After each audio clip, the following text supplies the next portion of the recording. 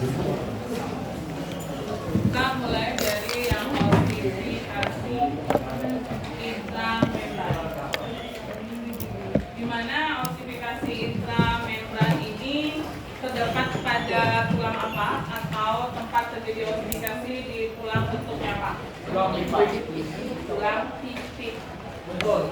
Di mana ossifikasi intramembran ini dia termasuk ke dalam ossifikasi primer yang terjadi waktunya apa?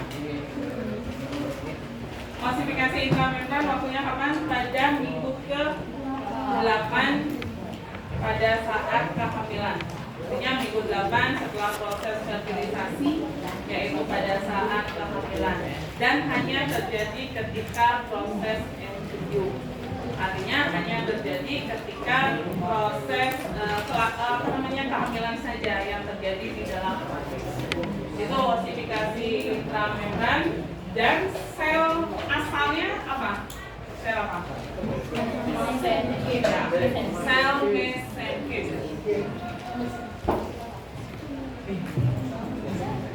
Sel-sel mesenkim akan mengalami proses ossifikasi lagi, diferensiasi membentuk osteoblast. Kalau tulisan osteoblast ada yang isi T, ada yang tanpa T. Kalau ibu lebih sering yang isi T, itu ya boleh saja. Ya. Sel-sel mesenkim ini akan mengalami proses diferensiasi atau berubah bentuk menjadi osteoblast. Kemudian osteoblast ini akan osteoblast ini akan mensekresikan matriks organik yang belum terkalsifikasi yang disebut osteoid. Osteoblast akan mensekresikan, artinya dia yang menghasilkan, itu sekresi atau mengeluarkan. Osteoblast akan mensekresikan matriks organik yang belum terkalsifikasi yang disebut osteoid. Kemudian osteoid akan mengalami proses kalsifikasi atau pengapuran. Ya, kalsifikasi atau pengapuran, yang dimaksud dengan pengapuran di sini adalah pengendapan kalsium dan juga fosfor. Dan juga fosfor. Boleh dikatakan kalsium dan fosfor inilah yang menyebabkan tulang itu jadi keras. Osteoid akan mengalami proses kalsifikasi atau pengapuran, yaitu pengendapan kalsium dan fosfor. Kemudian di sekitar osteoblast akan terbentuk lakuna dan kanalikuli. Di mana lakuna dan kanalikuli ini kan merupakan bagian dari sistem Hampers. Sistem Hampers itu adalah sistem atau bentuk dari tulang kompak. Kalau tulang spon kan trabekula namanya yang lembabnya. Kalau pada tulang kompak itu sistem Hampers namanya. Ya, diingat kembali waktu semester 1 sudah juga. Ini yang disebut dengan sistem Hampers yang bentuk seperti ini. Lihat kembali gambarnya. Ini adalah sistem Hampers. Ini jumlahnya baru 1. Di dalam tulang itu ada ribuan sistem Hampers seperti ini. Yang bulat-bulat inilah yang disebut dengan lakuna. Kemudian ini disebut lamela. Kemudian penghubung lamela satu dengan lamela lainnya, inilah yang disebut dengan kanalikuli. Kemudian lubangnya ini disebut saluran Papers yang ada pembuluh darah. Makanya tulang walaupun tampak keras, di dalamnya tetap ada pembuluh darah. Pembuluh darahnya adalah pembuluh darah kapiler, pembuluh darah yang ukurannya paling kecil. Misalnya kalian ketika memotong ayam, misalnya kalian potong tulangnya yang artinya belum direbus, kalian tidak akan melihat salurannya seperti ini karena ini mikroskopis. Makanya harus dilihat di bawah mikroskop baru akan tampak seperti ini. Ini baru satu, ya. Di tulang itu ribuan sistem Hampers seperti ini. Kemudian kita lanjutkan. Osteoblast akan menghasilkan atau mensekresikan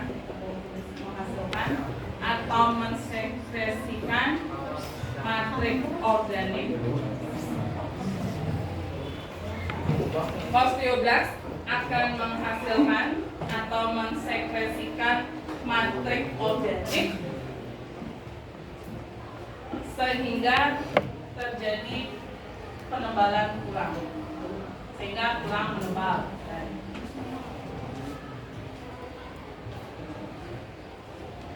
Osteoblast ini akan menghasilkan matrik organiknya, kemudian matrik organiknya ini dibuat berlapis-lapis sehingga tulang itu akan semakin menebal. Berikutnya, osteoblast akan mengendap. Karena tugasnya sudah selesai ya, maka osteoblast ini akan mengendap pada matrik. Artinya, osteoblast kan tadi menghasilkan matrik. Karena tugasnya sudah selesai, osteoblast ini dia ada di dalam matrik tersebut. Artinya dia menenggelamkan diri di matrik yang dia bentuk tadi. Di mana osteoblast ia mengendap pada matrik inilah yang disebut osteosit. Dan kita lebih mengenal osteosit itu adalah sel tulang. Kemudian osteosit akan terisolasi atau dia akan tetap berada terperangkap di dalam lakuna sehingga terbentuklah tulang keras atau osteo. Ini penjelasan yang sederhana, ada lebih banyak lagi. Ada terbentuk fibula misalnya sebelum terbentuk osteom ini. Sudah terbentuk fibula, kemudian terbentuk sesumera. Ibu yang cukup yang ini aja. Sehingga kalian tahu proses dari intramembran itu, dari sel mesenchyme itu kenapa akhirnya bisa menjadi tulang keras.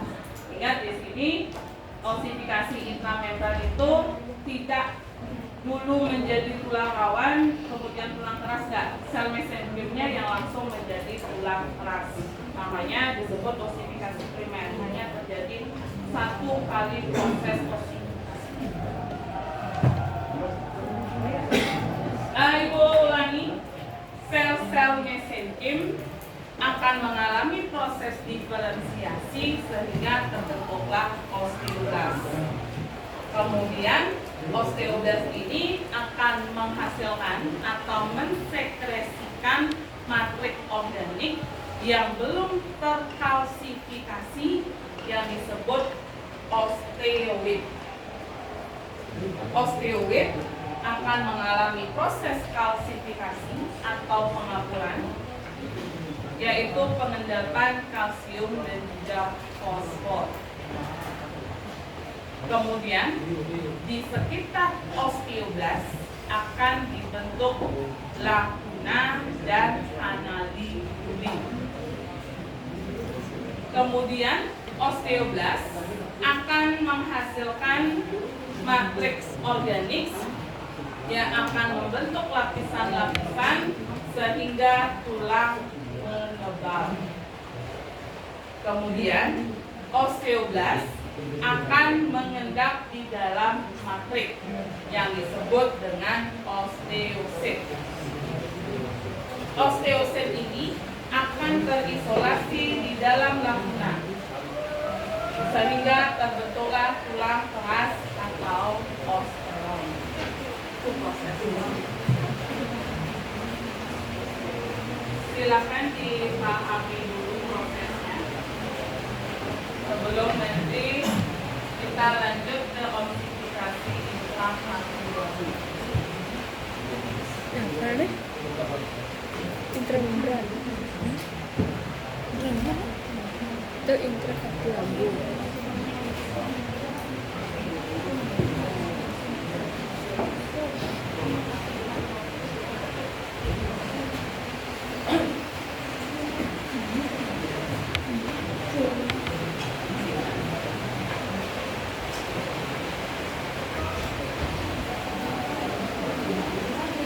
Yang bilang ada lagi vaksin apa dulu maka marah yang punya hujan kenapa?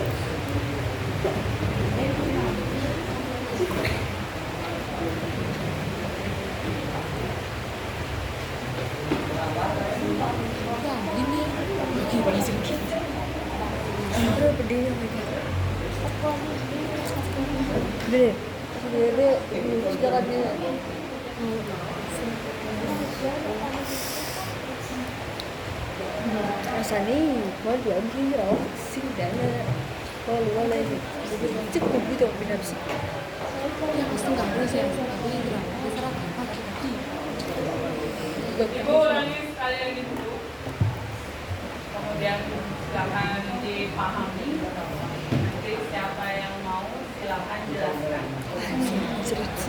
Siapa yang mau? Ulangi, sel-sel mesenkim akan mengalami proses diferensiasi sehingga terbentuklah osteoblast. Osteoblast akan mensekresikan matrik organik yang belum mengalami proses kalsifikasi yang disebut osteoid. Osteoid ini mengalami proses kalsifikasi atau pengaburan, yaitu pengendapan kalsium dan juga fosfor. Kemudian di sekitar osteoblast akan dibentuk lakuna dan kanalikuli. Kemudian osteoblast akan mensekresikan atau menghasilkan matrik organik, kemudian membentuk lapisan-lapisan matrik ini sehingga tulang semakin menebal.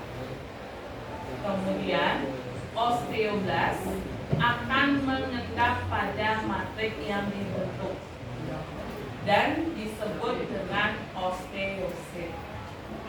Osteosit akan terisolasi pada lakuna sehingga terbentuklah tulang keras atau osteon yang di dalam sini ya dilakukan.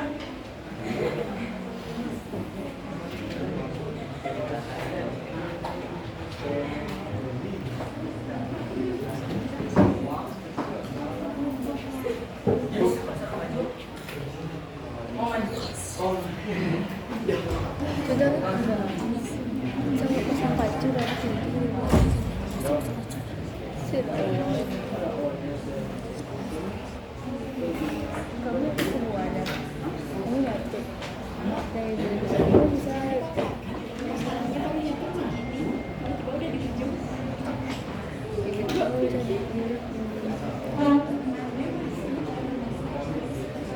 Yang penting mukaan setidaknya segini.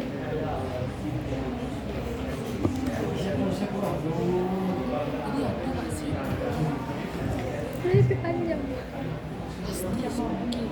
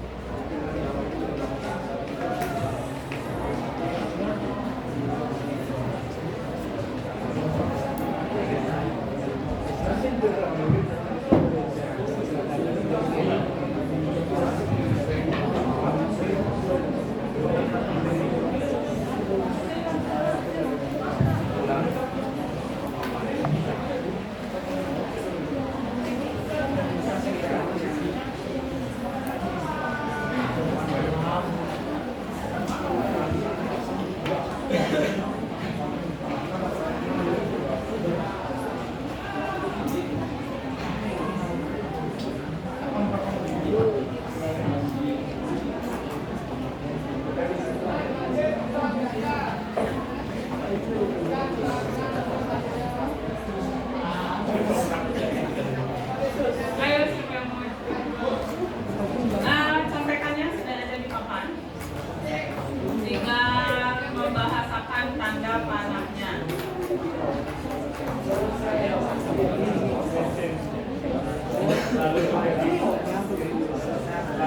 Tidak usah membuat catatan karena contekannya sudah ada di papan. Membahasakan tanda panah saja.